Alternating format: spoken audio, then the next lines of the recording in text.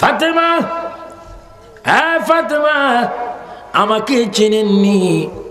আমি বাবার থেকে তার মেয়েকে নিয়ে যাই, মেয়ের থেকে বাবা নিয়ে যায়, রাজ্য থেকে বাদশা নিয়ে যাই, বাদশার থেকে প্রজা নিয়ে যাই। হ্যাঁ ফাতেমা, আমাকে তুমি চিনোনি? আমি মালাকুল মউত আজরাইল। মা ফাতেমা সঙ্গে সঙ্গে নবীজির কদম মোবারকে চুমা দিলেন, নবীকে জড়াই ধরলেন। ইয়া রাসূলুল্লাহ, দরজার বাইরে এমন একটি ব্যক্তিকে আমি দেখতে পাচ্ছি, যার মাথা হচ্ছে আসমানে, পা হচ্ছে জমিনে, চোখগুলা বড় বড়। ইয়া রাসূলুল্লাহ, সে এসেছে বাবার থেকে মেয়ে নিয়ে যাবে, মেয়ের থেকে বাবা নিয়ে যাবে। ইয়া রাসূলুল্লাহ, কে এখন চলে যাবে? আল্লাহ রাসূল বলে, ফাতেমা চিৎকার দিও না, দরজা ভালো মতো খুলে দাও, মেহমান কাছতে দাও। আল্লাহ মেহমান তোমার বাবার দরবারে পাঠিয়েছে। জোরে বলুন সুবহানাল্লাহ। নবী আজরাইল কি বললেন? আরো জোরে বলে কি বললেন? আর আমরা মেহমান বলবো? যদি আজরাইলকে দেখি ওযু নষ্ট তো আছে, আরো কিছু আছে না?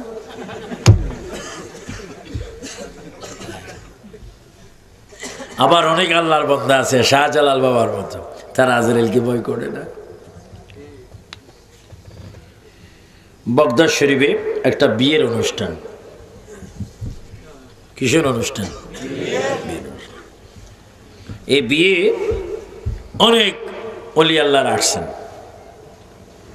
তো বিশেষ করে সেখানের বিয়ে পড়াইছেন বড় পীর গৌসে পাক মাহবুব সুবহানী। উচ্চ স্বরে বড় আব্দুল কাদের, আর একটু জোরে বলো আব্দুল কাদের।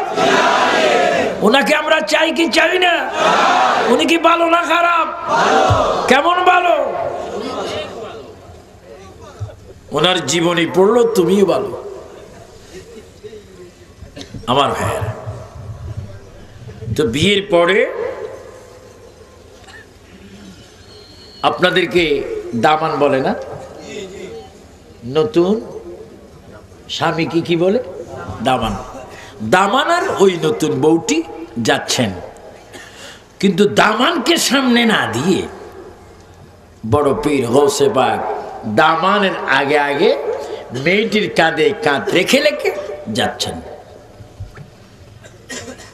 মানুষ তো অবাক হয়ে গেলেন, এটা কোন ধরনের হুজুর? ওয়াইফ স্ত্রী বউ একজনের যাচ্ছে আরেকজন, স্বামীও কোনো কথা বলছেন না। রুমাল আছে কিনা? এটা দেয় না? এটা যদি না দেয় ব্যাক কল। এটা দেওয়া কি শরম, সুন্নত। আল হায়াউ শুরবাতুন মিনাল ঈমান, ঈমান থাকতে হবে। যাচ্ছেন, যখন যাচ্ছেন এই মেয়েটি যে ঘরে গেলেন ওইখানে বড় পীরও গেলেন, দরজা বন্ধ। 2 নম্বর কিছু মোল্লা আছে না হুজুর? হ্যাঁ, বড় পীর ধরা পড়ছে, সমালোচনা শুরু হয়ে গেছে। আজকে মারবো, কাটবো, ধরবো। 3 ঘন্টা পর দরজা খোলা হলো।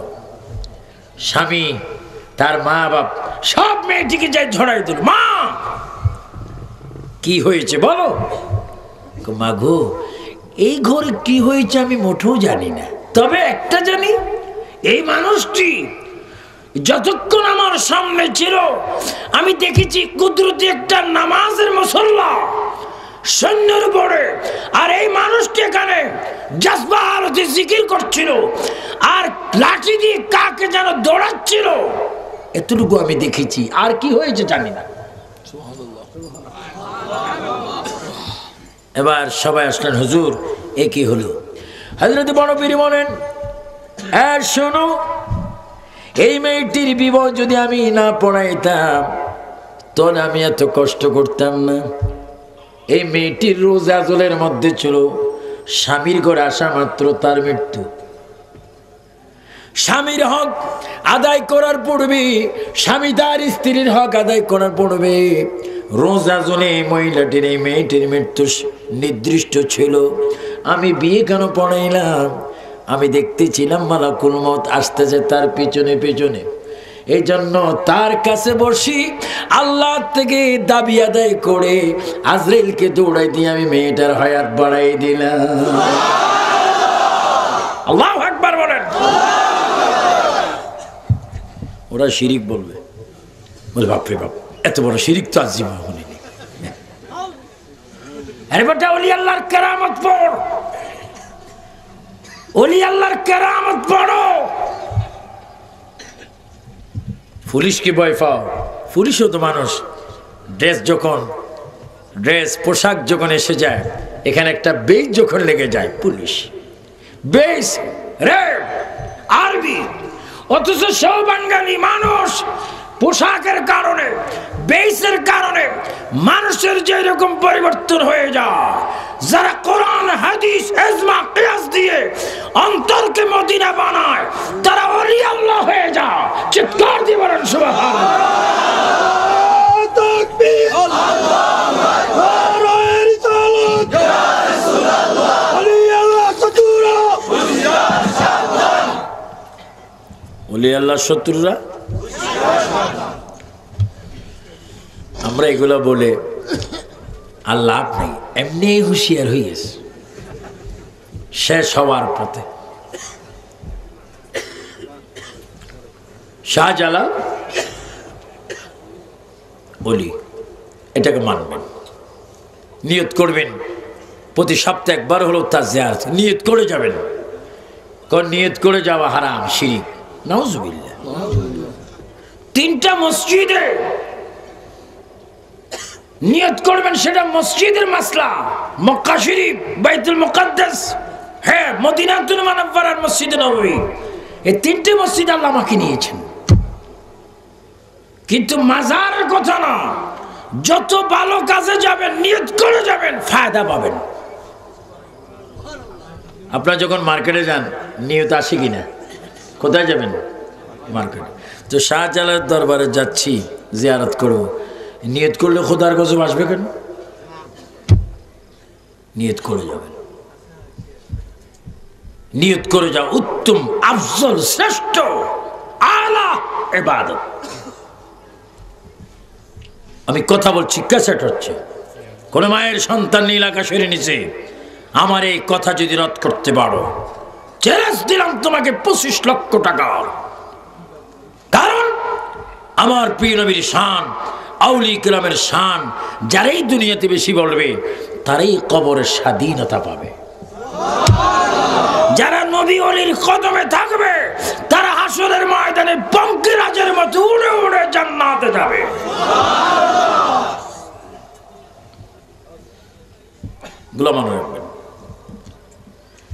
রাসূল বললেন, ফাতেমা দরজা খুলে দাও, মেহমানকে আসতে দাও।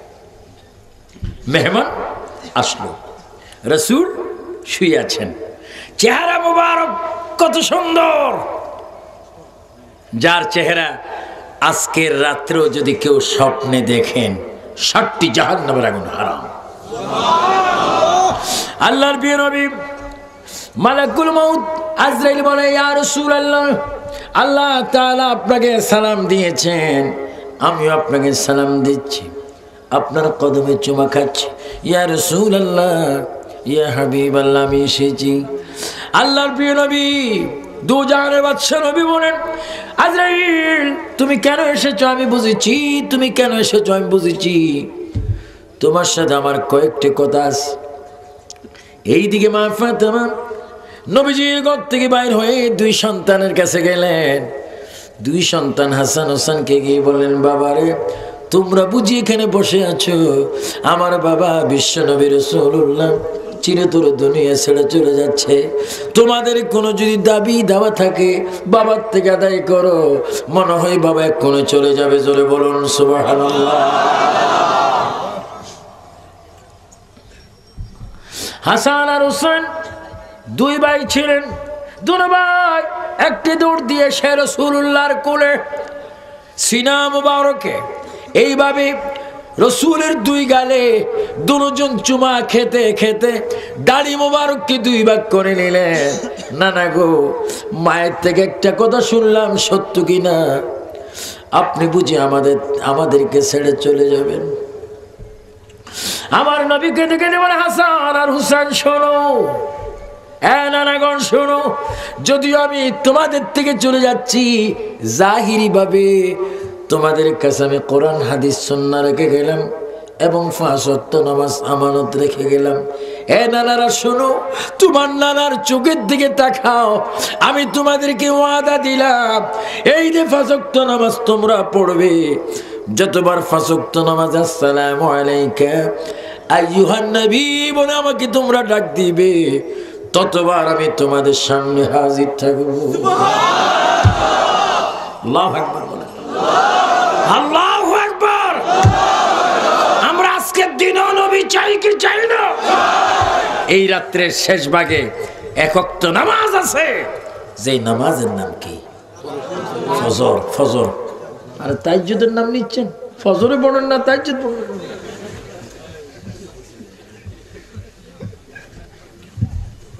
ফজর আমি বলবো আমার ছাত্র যারা, ছেলে বয়সী যারা, তোমাদের হাত ধরে বলবো, আজকের থেকে মদের নেশা বাদ দিয়ে দাও, সিগারেটের নেশা বাদ দিয়ে দাও, আজকের থেকে ঘুমাইতে একটু ওযু করে ঘুমাই যাও, পবিত্র হয়ে ঘুমাই যাও। মুয়াজ্জিন যখন আযান দিবে, সালাতু খায়রুম মিনান নাওম, ঘুম থেকে সজাগ হয়ে দাঁত মেজে তুমি সুন্দর করে মসজিদে চলে যাও, ফজরের নামাজ পড়ো, যোহর পড়ো, আসর, মাগরিব, এশা পড়ো। খোদা কি কসম, তুমি 60, 70, 80, 90 বছর যদি এইভাবে নামাজ পড়তে পারো, আল্লাহর কসম দিয়ে গ্যারান্টি দিয়ে গেলাম, কবরে যাওয়া মাত্র তুমি রাসূলের দিদার পাবে। আমিন বলো না, আমিন। নামাজ চাই কিনা? হাত তুলে বলো, নামাজ চাই কিনা? যুবকরা বেশি হাত তুলে বলো, নামাজ চাই কিনা? নামাজ পড়ার জন্য হুকুম কার? নামাজ পড়বেন। শুধু বক্তা দাওয়াত দিলেন, পকেট পরে হাদিয়া দিলেন, এই কানে দিয়ে ওয়াজ শুনলেন আর সেই কানে দিয়ে বাইরে হলো, আমল করলেন না। এই ওয়াজের কোনো দাম নাই। দাম হবে তখন যদি আমলে পরিণত হয়। হুসাইন বলে, না আপনি যান, একটা কথা আমার থেকে শুনে যান। না, আমার আম্মাকে রেখে আপনি কিভাবে যাবেন? আমার বাবাকে রেখে আপনি কিভাবে দুনিয়ার থেকে যাবেন? আমার মায়ের খবর তো আপনি ভালো মতো জানেন। না গো, আমার এই মা অনেক দিন আমাদেরকে খানা দিবি করে চুলার মধ্যে খালি ডেকসি পাতলি বসাই রাখে।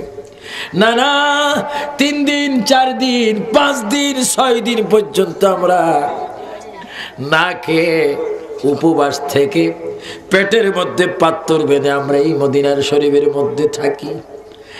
না আমার মা ফাতেমা আমাদেরকে খাবার কিছু দিতে পারে না, কারণ আব্বা জানাতে পারে না। না গো, 6 দিন 7 দিন পেটের মধ্যে পাত্র বাঁধি আর ক্ষুধার্ত অবস্থা আপনার চেহারার দিকে যখন তাকায়, 6 দিনের ক্ষুধার কথা আমরা ভুলিয়া যাই। না ও না, আপনি চলে যাবেন, আপনাকে হাসরের ময়দান আমরা পাবো কোথায়?